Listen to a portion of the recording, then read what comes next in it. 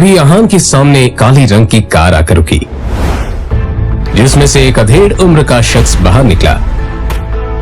अहान उसे देखते ही चौंक गया, क्योंकि उसकी यहाँ आने की उम्मीद अहान को बिल्कुल नहीं थी। वो आदमी अहान के सामने आकर बोला, यंग मास्टर, एशिया की सबसे अमीर कंपनी और रायजादा ग्रुप के अरबों रुपए का बिजनेस एम्पायर आपका इंतजार कर रहा है। वक्त आ गया है कि आप आकर अपना बिजनेस संभाल लें। आखिर कौन है ये आदमी? अहान के साथ शनाया के इस बर्ताव का कारण क्या है? क्या है अहान की कहानी?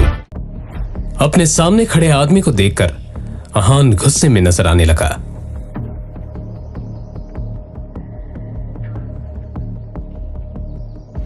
मिस्टर विक्रम, आप यहां पर क्या कर रहे हैं? यंग मास्टर, मैं आपको लेने के लिए आया हूं। देखिए, मैं आपके साथ बहस तो नहीं कर सकता।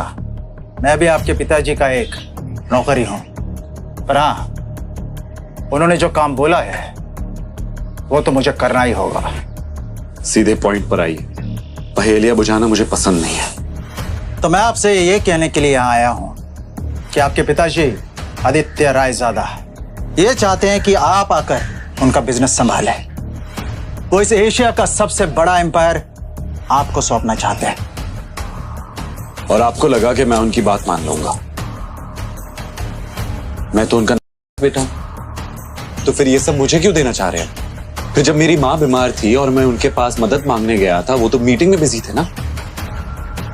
और उसकी वजह से आज मेरी माँ इस दुनिया में नहीं रही, और इसके लिए मैं उन्हें कभी माफ नहीं करूंगा। तो बेहतर यह होगा कि आप चले जाइए। अहान के इस बात पर विक्रम ने एक लंबी सांस ली और फिर कहा, यंग मास्टर, आप तो जानते हैं आपके पिताजी कितने जिद्दी हैं। वो आपको वापस लाने के लिए किसी भी हद तक जा सकते हैं, किसी भी हद तक। उनके सामने कोई औकात नहीं रखता। वो जब चाहे, जिसे चाहे, जहां चाहे, पल में मिट्टी में मिला सकते हैं। लेकिन हाँ, जो आपके साथ हुआ उसे भूल जाए और रायजादा ग्रुप को अपना ले। रायजादा तैयार है आपको वो सब कुछ देने के लिए जिसके आप हकदार हैं। अहान ने जैसे अपना आखिरी फैसला सुनाते हुए कहा, आप यहां से चले जाइए विक्रम, और जाके बता दीजिए कि मुझे उनकी दौलत में कोई इंटरेस्ट नहीं, और उनकी सारी दौलत भी मेरी मां को वापस नहीं ला सकती। और हां,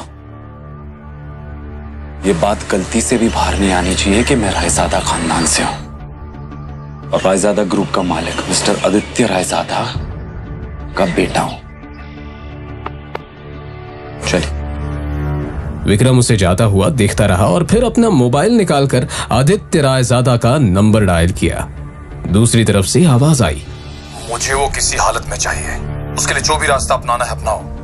मुझे अहान हर हालत में चाहिए।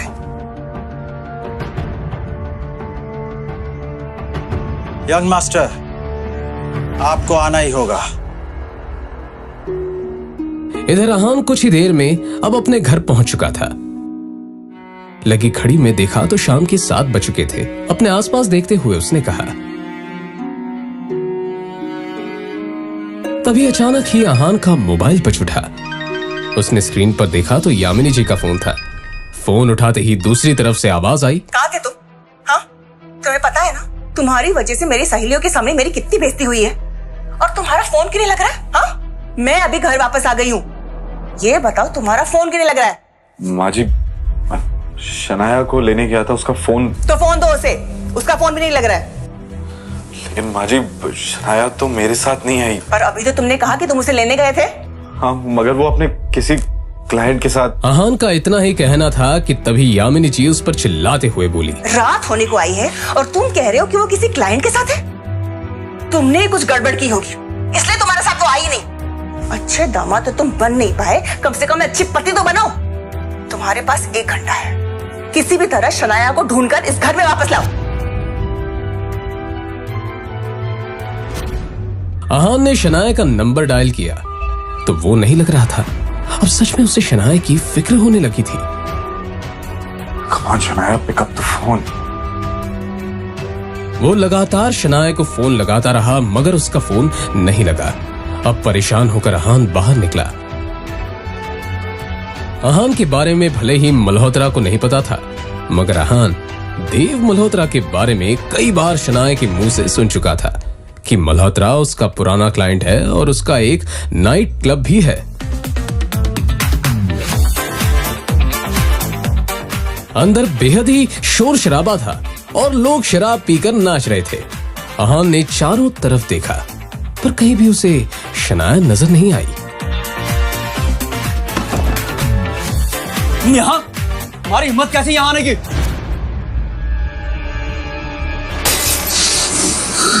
मिस्टर देव मल्होत्रा, मैं शनाया का पति हूं। जी तो कर रहा तुम्हें अभी के अभी जान से मार दूं, पर मेरे हाथ बंधे हुए हैं क्योंकि शनाया को तुम पर बहुत भरोसा है। अब तुम्हारे साथ क्या करना है ये शनाया ही डिसाइड करेगी। आउट।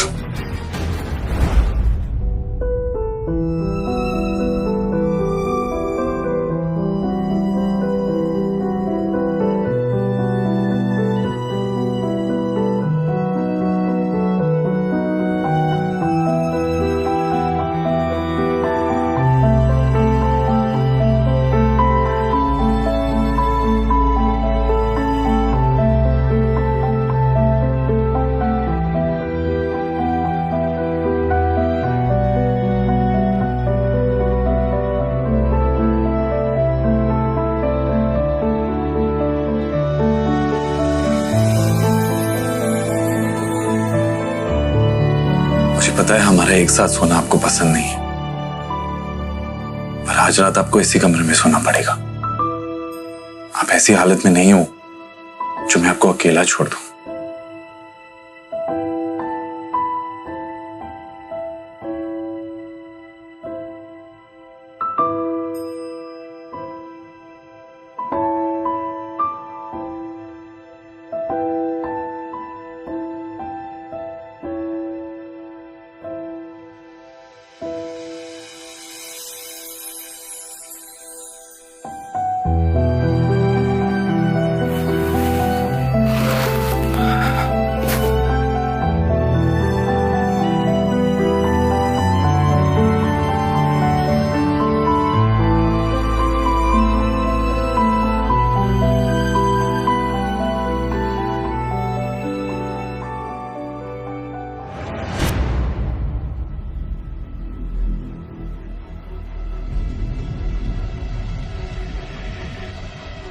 आपकी हिम्मत कैसे हुई मुझे अपने साथ सुलाने की? कैसे आई मैं यहाँ? कैसे आई हूं मैं यहाँ? नहीं, एक सेकंड। आपको पता है ना कि मेरा कमरा अलग है, फिर भी आपने अपने बिस्तर पर अपने साथ मुझे सुलाने की हिम्मत की कैसे? नहीं, क्यों किया आपने ऐसा? क्यों? शनाया, तुम कल रात को नशे में थी और मल्होत्रा से बचाकर मैं आपको यहाँ लाया, और आपको इस हालत में देखकर आपको अकेला छोड़ना मैंने सही नहीं समझा, बस इसलिए।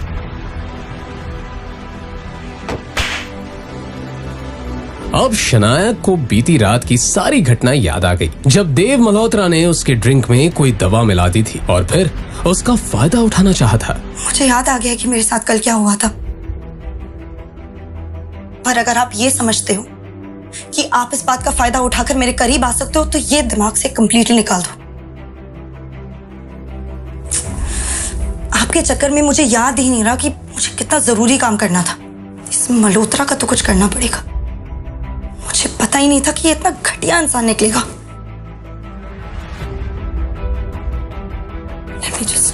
कहते हुए शनाया ने अपना लैपटॉप खोला और ईमेल चेक करने लगी, तभी उसे सामने जो दिखा उससे शनाया एकदम से शॉक्ड हो गई। वो हैरानी से ईमेल पढ़ते हुए बोली, ये कैसे हो सकता है? इस ऑफिसर ने मेरे ड्रीम प्रोजेक्ट को अप्रूव करने से मना कर दिया। तभी अचानक ही शनाया का मोबाइल बजने लगा। उसने स्क्रीन पर देखा तो उसके दादाजी आनंद गिल का कॉल था। गिल कंस्ट्रक्शन कंपनी के बिजनेस से जुड़े सारे अहम फैसले वही लेते थे। शनाया फोन की तरफ ऐसे देखने लगी जैसे अगर उसे उठा लिया तो कयामत ही आ जाएगी। उसे पता था कि बिजनेस से जुड़े फैसले लेने में उसके दादाजी बेहद सख्त हैं। आखिर में फिर शनाया ने फोन उठाकर अपने कानों से लगा ही लिया। कुछ ही देर में वो यूं ही दूसरी तरफ से बातें सुनती रही और फिर आखिर में मोबाइल उसके हाथ से छूटकर नीचे गिर गया। वो एकदम से सदमे में आ चुकी थी। आखिर क्या कहा गया फोन की दूसरी तरफ? क्या आहान और शनाया के बीच मिटेंगी दूरियां? जानने के लिए बने रहिए इस कहानी के साथ, सिर्फ और सिर्फ पॉकेट FM ऐप पर।